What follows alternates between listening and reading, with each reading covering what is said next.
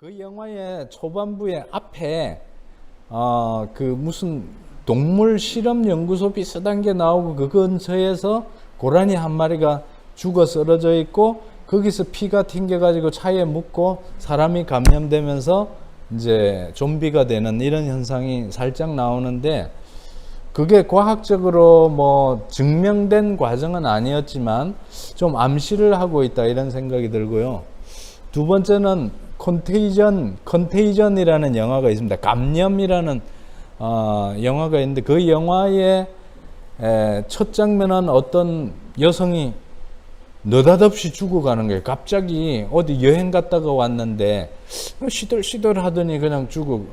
근데 그 죽음의 실마리가 마지막 장면에 나오는데 중국인가 홍콩인가 어디에 가가지고 관광객으로서 가가지고 야생동물 희귀한 음식을 먹고 그 이제 주방장하고 사진을 찍는데 주방장 이 옷 앞에 피가 묻어 있었는데 같이 사진 찍고 막 즐겁게 이랬는데 이제 그게 탁 나오면서 영화가 끝나거든요. 그게 암시하는 게 예를 들면 지금 우리 코로나 같은 경우에 박쥐 요리 같은 거 그게 이제 바이러스가 인간에게 침투하는 과정이다. 이제 이런 게 있고 세 번째가 일반적으로 우리 기후위기와 연관되어서 지구온난화 이야기를 많이 하지 않습니까?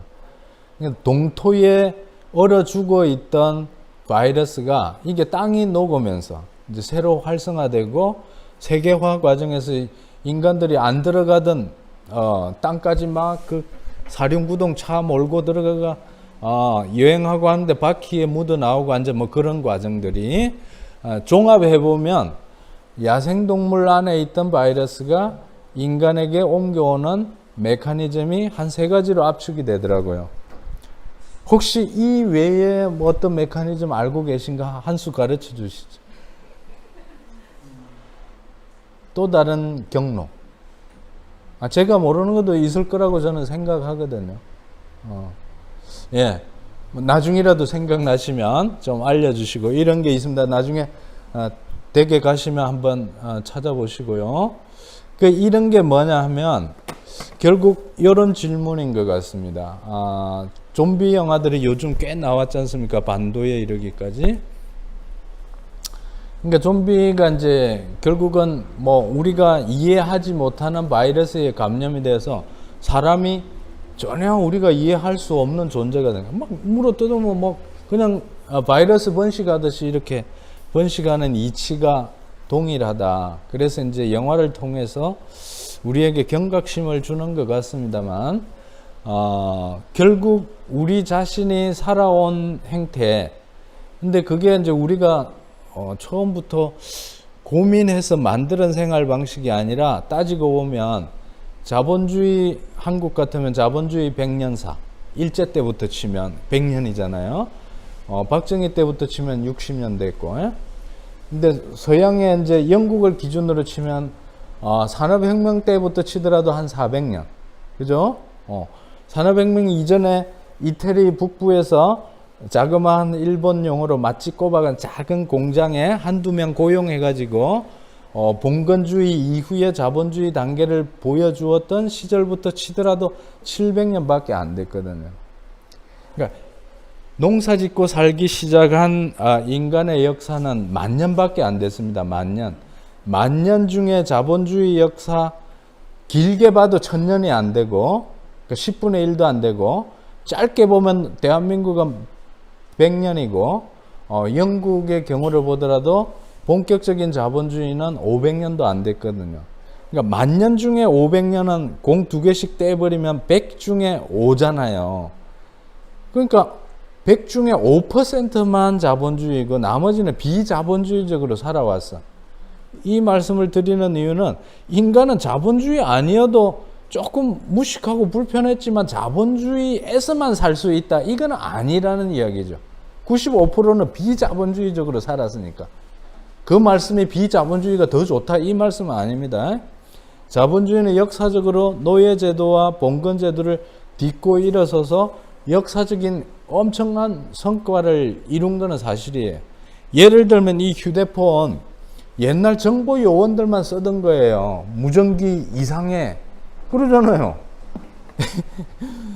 옛날에는 우리 어디 가면 요 주변에 뭐 있는지 잘 모르는데 요즘은 차만 몰고 가도 그냥 요 내비에 다 요 주변에 무슨 건물이 있는지도 나오고 번지수만 알면 정확하게 저도 이래 찾아오고 귀족이나 왕족이나 권력자들만 쓰던 것들도 대중들이 쓴다는 점에서 민주화가 엄청 된 거예요.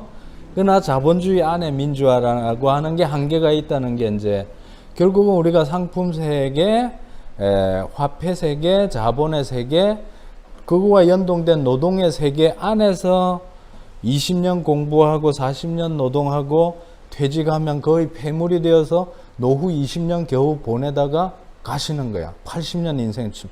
80년 중에 20년 노동력 만드는 시간이에요. 40년 노동력 파는 시간이야. 나머지 20년 노후를 즐기려고 하는데 아이고 다리야, 아이고 코로나가 왔네, 아이고 암에 걸렸네. 충북대병원에 다 갖다 바치고 장렬하게 전사하시잖아. 따지고 보면 진정으로 내 삶을 즐기면서 깊이 있게 살아갈 수 있는 시간이 얼마 없어. 뭐 맨날 허덕거리면서 살다가 그러니까 컨베이어 벨트 타다가 끝나는 인생이에요. 자본이 만들어 놓은 컨베이어 벨트, 학교 컨베이어, 직장 컨베이어, 노후에는 병원 컨베이어 타고 그냥 이제 우암산의 무덤에 가는 거죠. 그래 안 하려고 충북 참여연대 만드신 거 아니에요, 그죠? 오늘 제 강의가 왜 시민운동이 제대로 민주화 이후의 시민운동이 한 걸음 더 나가야 하는가의 이론적인 토대가 되었으면 좋겠습니다. 그래서 이제 조금 따지고 보면 지금 현재 코로나 대유행병 팬데믹의 뿌리는 결국 무한 성장 신화로 달려온 자본주의 사회 경제 시스템이죠. 그게 핵심은 대량 생산, 대량 소비, 대량 유통, 대량 낭비, 대량 폐기.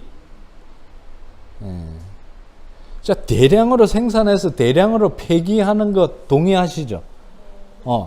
그 대량으로 소비하는 거에 우리는 너무 이제 중독돼가 너무 좋아. 이렇게 옛날에 어릴 때 자랄 때 좀 부족했죠. 저희 이상의 연배에 계신 분들은 더 많이 느끼실 거고, 저보다 젊은 세대들은 뭐 우리는 어릴 때 부족한 게 없었는데 이렇게 자라난 젊은 세대도 있을 겁니다. 그러니까 이제 대량 생산, 대량 소비 시대에 우리가 충분히 살고 있는 거예요. 그러니까 한국의 경제 발전으로 보면 저는 87년부터 97년 IMF 이전까지 한 10년 동안이 좀 피크 시기였습니다. 1인당 국민소득은 10,000불에서 15,000불 요 정도였는데 요 정도 수준에서 부탄 모델을 갖고 왔어야 돼. 제 생각에는. 요 정도라면 우리가 60, 70년대, 80년대에 비해서는 상당히 풍요로워졌어. 그러니 이제는 좀 인간과 환경의 공존을 생각해서 좀 다르게 살자. 이런 패러다임으로 가야 됐는데, 이제 그게 민주노총 입장에서는 민주노총 만들고 이제 막 투쟁을 하고 재벌들은 위기감을 느끼고 그러니까 문 딱 열어가지고 세계 자본에 딱 개방하면서 그냥 초토화를 시키려고 한 거고 비정규직 만들고 그래 온 거죠. 그게 이제 노동의 역사이고, 제가 이제 돌아본다면 지금이라도 이런 반성을 하기 위해서 되돌아보면 부탄이 우리보다 10분의 1 이하의 수준입니다. 그러니까 우리가 지금 3만 불이라면 거기는 3,000불 수준이에요. 그런 사회인데도 행복지수가 높다고 하죠. 뭐 세계 1등으로 나오는데 이제 그게 뭐 다른 나라 조사에서도 일관되게 1등이 아니기 때문에 조심스러운 면은 있습니다만, 그럼에도 불구하고 왜 우리 옛날 시골 어른들 보면 참 가난해도 마음이 편안하고 웃고 문 안 잠그고 다녀도 되고 새콤 이런 거 안 해도 되고, 그게 살기 좋은 사회 아니에요. 그러면서 천천히 물질적인 수준을 올려도 얼마든지 잘 살 수 있고, 우리나라 삼면이 바다이면 그 바다를 잘 살려가지고 예전에 충북대 철학과 계시던 윤구병 선생님이 하시던 말씀이죠. 삼면이 바다인 그 삼면을 잘 살려서 바지락 캐고 해삼 잡고 꽃게 잡고 그래 하면 되는데 공장 지어갖고 다 오피스 보내는 바람에 다 죽여놓고 뭐 어떻게 잘 살겠다는 거예요. 70% 산이라고 막 산 무조건 까부수는 게 아니라 거기에 약초도 심고 버섯도 심고 좋은 나무도 심어서 그 산을 활용해 가지고 그 산 속에 고마워하면서 우리가 적응해서 겸손하게 잘 살아도 얼마든지 건강하게 살아갈 수 있는 그런 정도라면 이런 코로나 안 오죠. 그러니까 이제 그런 모델이 전 세계적으로 같이 간다면 자연 앞에 겸손하고 좀 절제할 줄 알고 우리가 예전에 비해서 정말 이 정도면 잘 사니까 무한 성장 전부 다 부자 되기 이런 거 탐욕을 버리고 좀 고마워하면서 살자. 사실 세월호 사태를 경험하면서 그 부모님들 심정을 생각해 봐. 애가 공부 잘하고 못하고를 떠나서 살아 있으면 좋겠다 아니겠어요? 지금 우리가 살아있는 것만 해도 고마운 것이고 어르신들 말씀대로 굶지 않을 정도로 먹으면 되는 거예요. 그런 마음으로 살아가면 그러면 코로나도 안 와. 근데 굶지 않을 정도가 아니라 배 터져서 죽을 정도로 그죠? 그렇게 먹는 문화들이 흥청거리고 망청거리고 그렇게 이제 가는 거에 결과가 결국은 팬데믹이고 이산화탄소 배출이 너무 많이 나오니까 온난화가 심해지고 플라스틱 많이 버리니까 비싼 돈 주고 횟거리 사 먹는데 그 안에 미세 플라스틱 나와서 우리 뱃속에 쌓여가지고 충북대 병원 가서 수술하고 돌아가시는 거죠. 제가 의사 선생님들 앞에 이런 이야기 했더니 딴 데 가서 절대 그런 이야기 하지 마시래. 안 그러면 의사들이 굶어 죽는다고.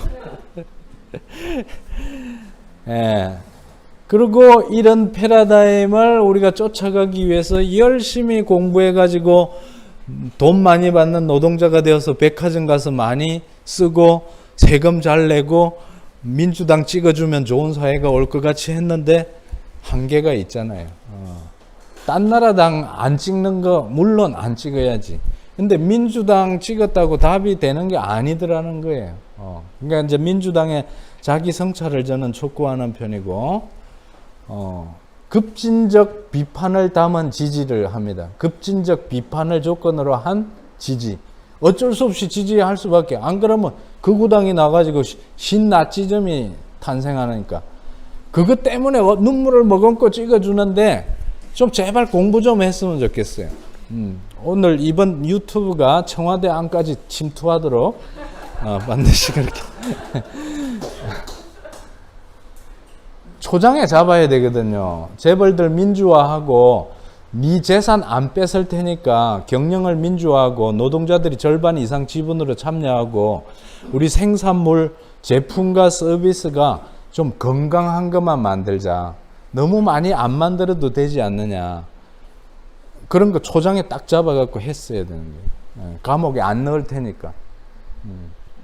그런 게 협상을 한다면 그렇게 했어요.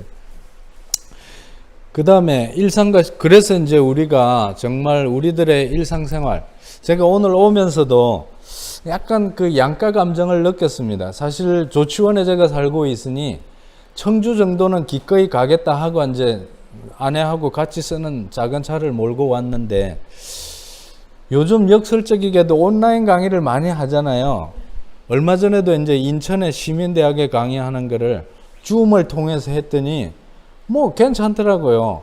만약에 그런 식으로 온라인 강의를 한다면 10명이 아니라 뭐 수천 명 자기 듣고 싶은 사람 얼마든지 들어올 수 있으니까 다만 이렇게 직접 얼굴 보고 반가운 얼굴을 하면서 이러는 거는 좀 부족하죠. 영상이니까.